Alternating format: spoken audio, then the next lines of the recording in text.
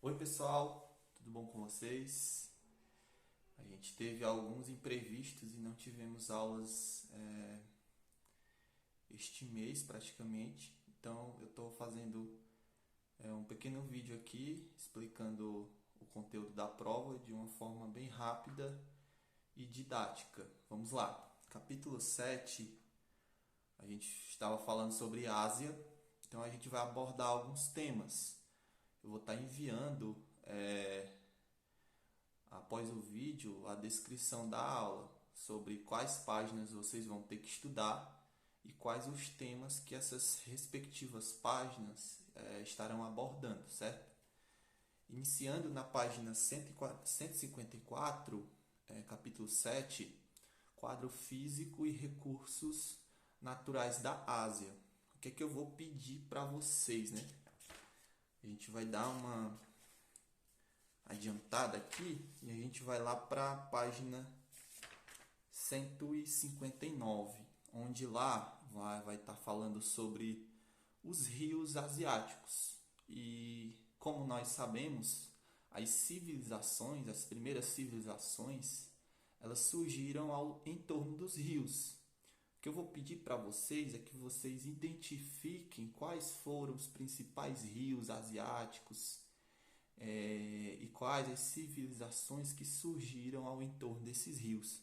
A gente tem como um dos rios mais falados, né, já que a civilização egípcia ela surgiu próximas a esses rios e as civilizações mesopotâmicas. Então a gente tem rios Tigres e Eufrates como sendo os rios mais conhecidos e também temos o rio Nilo. Só que como estamos falando mais de Ásia e não de África, eu peço que vocês estudem um pouco mais sobre o rio Tigres e Eufrates, tudo bem?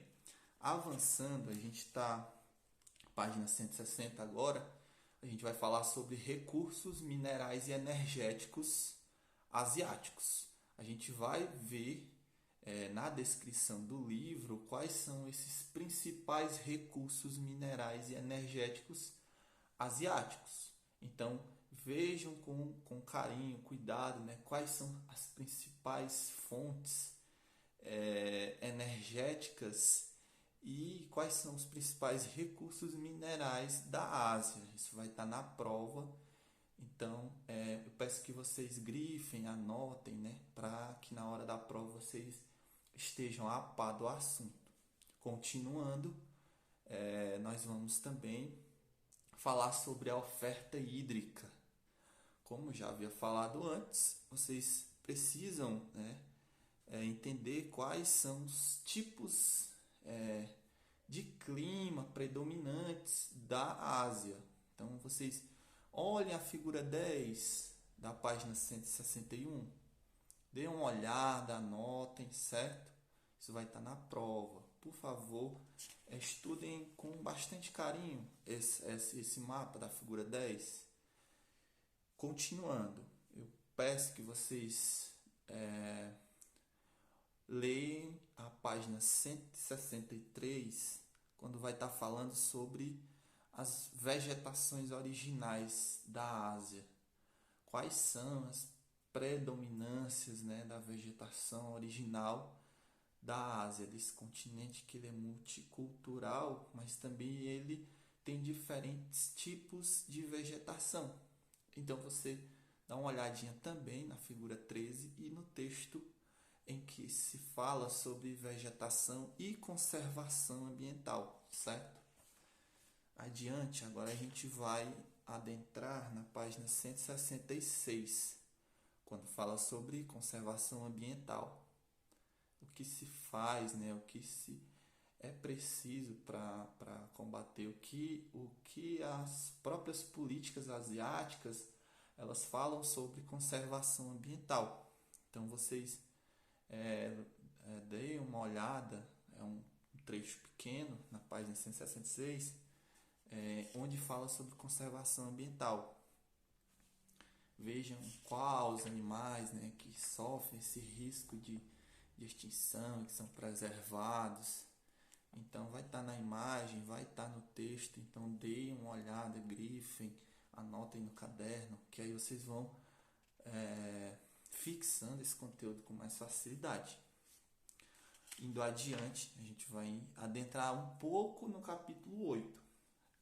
Eu sei que a gente talvez não abordou com ênfase na sala de aula, mas essa aulinha aqui eu vou dar algumas dicas, né, para vocês estudarem com mais,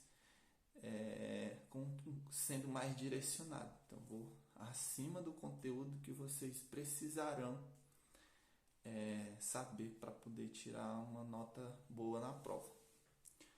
Eu vou pedir para vocês falarem um pouco sobre dinastia, né? Vocês vão estudar um pouco sobre dinastia chinesa, que é o que a gente aborda no capítulo 8, China, Japão e tigres asiáticos. Mas como a gente não adentrou no capítulo 8 com ênfase, a gente vai falar um pouco mais só sobre China. Então, quero que vocês estudem a página 171, que vai falar sobre a história da China, das primeiras dinastias chinesas. Então, grifem, anotem quais foram as primeiras dinastias chinesas. Tem no livro, todos têm acesso, então eu não preciso falar. Façam isso que vocês vão tirar boas notas na prova, certo? Página 173.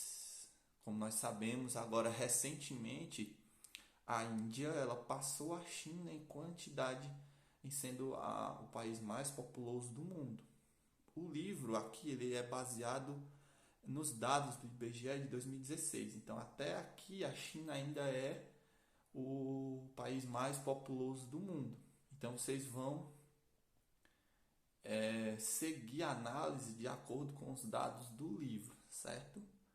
Então, vamos ver como é a ocupação humana na China, quais foram os aspectos, né, que levaram a essa ocupação tão grande em tão pouco tempo.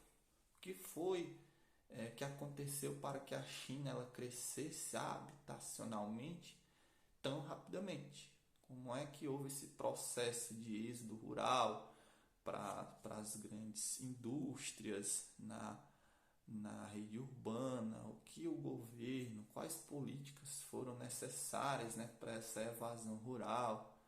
Por que esse crescimento urbano é importante para a economia da China e o que acarreta, né, nesse crescimento desenfreado? A gente sabe que historicamente, quando algo foge do controle, sempre há alguma deficiência em alguma área, por exemplo, na saúde, no trânsito, na infraestrutura, na própria cultura, né? Então, há esses aspectos negativos quando se trata de um crescimento desacelerado. Então, vocês vão ver também quais os impactos, né, que esse crescimento habitacional e humano causou na China, em termos gerais, economicamente falando, falando um pouco também sobre os impactos ambientais causados por esse crescimento. Então vejam com atenção a página 173, quando fala sobre essa ocupação humana no território urbano chinês. Adiante, na página 174, a gente vai ver o que consolidou, né, esse crescimento econômico e humano no território chinês. Quais políticas foram necessárias? O que fala a história, né, desde o período das dinastias até os tipos de governo que são adotados atualmente. Se é democracia, se é oligarquia, se é uma economia mista, se é socialista. Então, vocês vão analisar isso e essas informações vão estar na página 174. Olhem com bastante carinho e atenção, pois vou cobrar de vocês qual o sistema político adotado atualmente na China. Adiante, na página 175, vamos falar sobre um conceito bastante falado, né, em nossas aulas, quando a gente trata de megacidades. O que são megacidades? Quais as características das megacidades? E quais são as megacidades chinesas? Quais são aquelas cidades, né, que elas possuem mais de 10 milhões de habitantes? Quais são as principais cidades chinesas, né, que têm essa população acima de 10 milhões de habitantes? Então, anotem, se puderem grifar, fazer pequenos resumos sobre, vocês vão se sair muito bem na prova de vocês. E por último, a gente vai falar sobre a presença chinesa, né, na exportação mundial.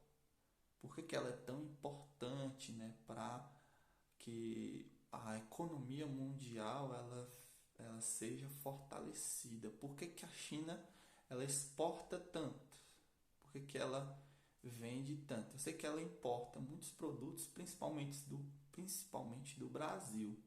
Mas por que a China ela exporta tanto, ela vende tanto?